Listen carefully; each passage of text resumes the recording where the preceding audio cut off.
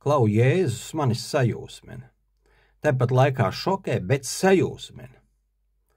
Un paskaties Jāņa evaņģēlī 4. nodaļā.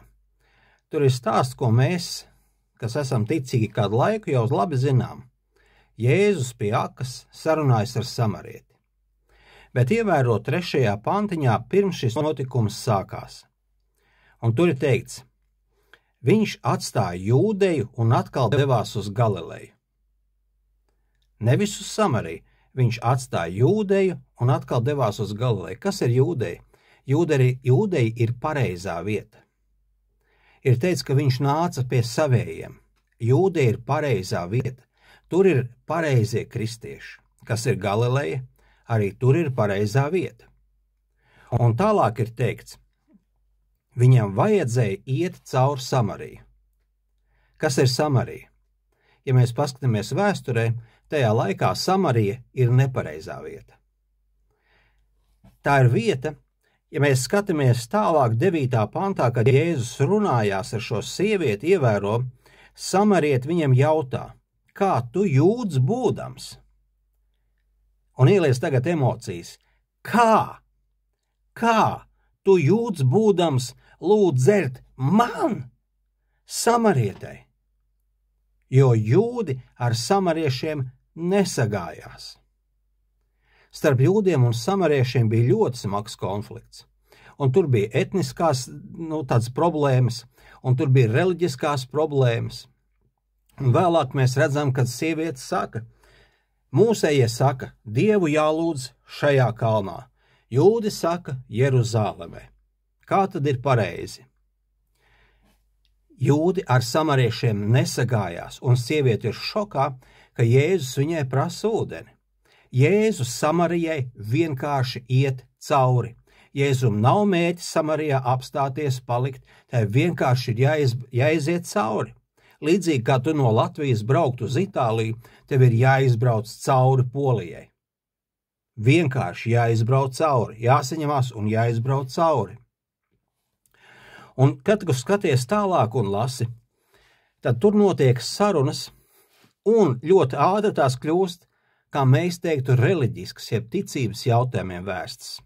Un tā sieviete tagad saka, kāda tur pareizi ir lūgt Dievu, jo tas tajā laikā ir ļoti aktuāli. Visi tic Dievam. Katram iespējams tas ir savs un citāds atšķirīgs, bet visi tic, un viņi prasa, kā ir pareizi. Un tas, ko Jēzus viņai atbild, paskaties, viņš saka, jūs pielūdzēt to, ko jūs nezināt, mēs pielūdzam jūdi, ko mēs zinām, jo pestīšana ir no jūdiem. Bet šeit nav sarunas beigas. Tālāk viņš saka, nāk stunda, un tā jau ir tagad, kad viņš tur sēž. Tā stunda ir tagad, kad patiesie dievlūdzēji pielūgs tēvu garā un patiesībā, jo tēvs meklē tādus, kas viņu tā pielūdz. Un Jēzus atklāja lietas par tēvu. Viņš saka, Dievs ir tēvs meklē, kas tā pielūdz, un viņš nerunā aplinkus. Ar samarieti viņš runā tiešos tekstos. Samarieti uzdod tieši jautājumu, un Jēzus ļoti tieši atbild, pat izmainot no jūdu skatu punkta būtiskas lietas, pielūgšanu. Tā ir būtiska lieta. Paskaties uz mūsu dievkalpojumiem, pielūgšana ir būtiska lieta, būtiska sastāvdaļa mūsu ticībā. Un Jēzus šo izmaina sarunā ar samarieti, ar to, kas ir nepareizā, ar to, kas ir ne no mūsu mājām, ne no mūsu ticības, ne no mūsu tautas. Un skaties tālāk. Sieviete apjūk, un viņa saka 25. pantā, es zinu, ka nāk Mesijs saukts Kristus. Kad viņš nāks, viņš to visu mums pasludinās. Mēs gaidām kādu, kas mums to visu izskaidros. Mēs zinām, ka tas tiešām izskaidros. Un ievēro, ko Jēzus saka. Jēzus viņai sacīja, tas esmu es, kas ar tevi runā. Viņa saka, mēs zinām, es zinu, nāks Mesija, tas izskaidros. Tas izskaidros. Jēzus viņai saka, tas esmu es, kas ar tevi runā.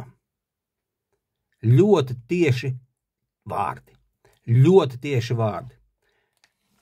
Ja mēs pašķiram mazliet atpakaļ Lūkas evaņģēlijā, Paskatieties, kā Jēzus runā ar jūdiem.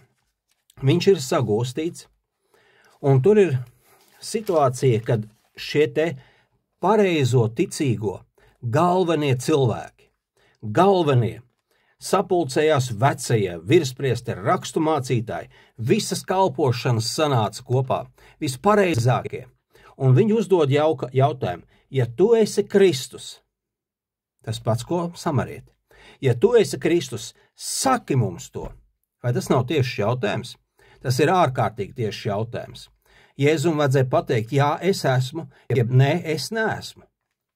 Bet ko dara Jēzus?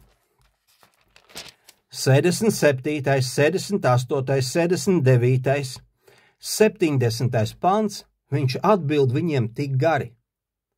Un viņš nesaka, es tas esmu, vai es tas neesmu.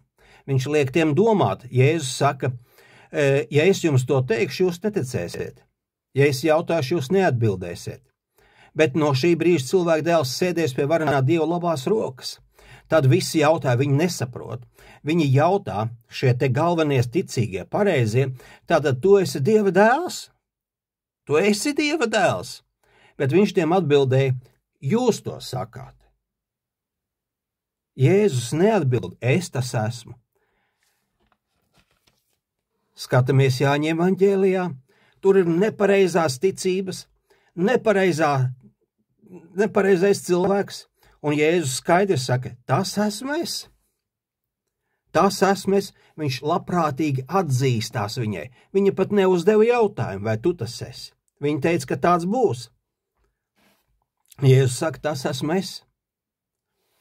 Un kas notiek tālāk? Tur notiek vēl kāda saruna.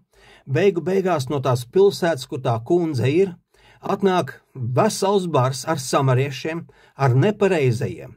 Vesels bars ar nepareizajiem atnāk. Un viņi tagad saka, 40. pantā, kad no samarieši nāca, lūgdami viņu palikt pie tiem. Lūgdami viņu palikt pie tiem. Atcerieties, 4. pantā ir teikts, viņam vajadzēja iet caur Samariju. Jēzum nebija plāns tur apstāties, tur palikt, uzkavēties, viņiem vajadzēja vienkārši iziet cauri no vieniem pareiziem ticīgiem pie otriem. Un šeit atnāk nepareizie un saka, paliec pie mums. Tad viņš palika tur 2 dienas. Kas palika pie viņiem 2 dienas? Mesija. Kas ir Mesija, jeb kas ir Kristus? Pats Dievs. Tas ir pats Dievs. Jo, ja tu paskaties tepat apkārt, rekur, tu skaties, šo māju uzcēla Jānis. Mazliet tālāk šo dārzu stādīja Anna. Ir autors, vai ne?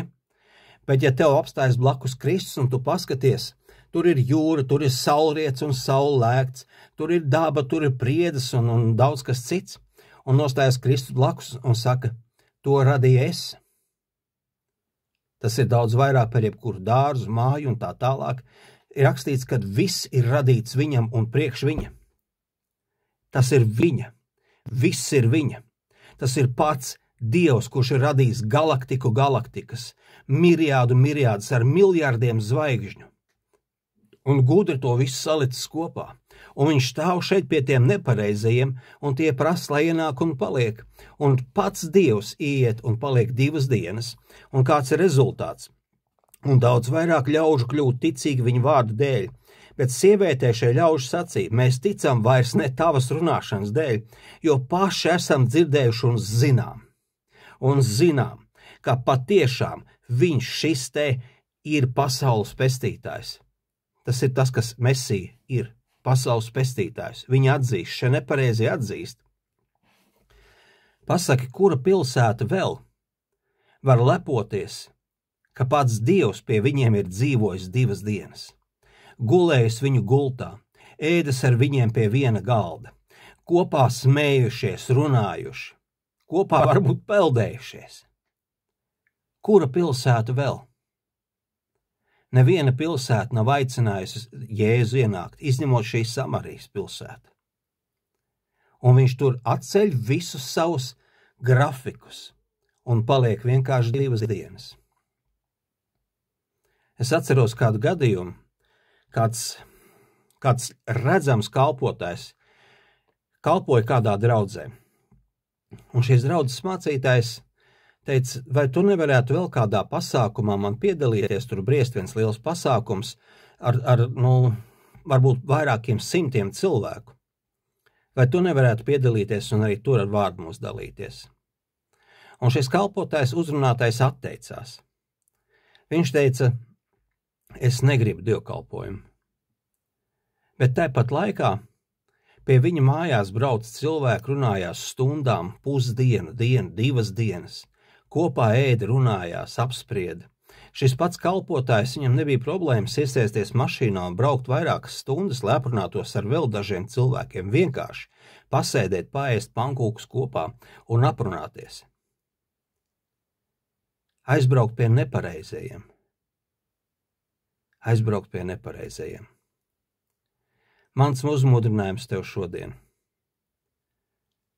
Esi drosmīgs, tu vari atļauties būt nepareizais. Tu drīksti būt nepareizais. Dzirdi, tu drīksti būt nepareizais. Esi nepareizais. Bet uzdod jautājumus, kas tev patiešām ir svarīgi. Uzdod tos, un tu redzēsi, kā Jēzus atceļ savus plančikus un paliek pie tevis.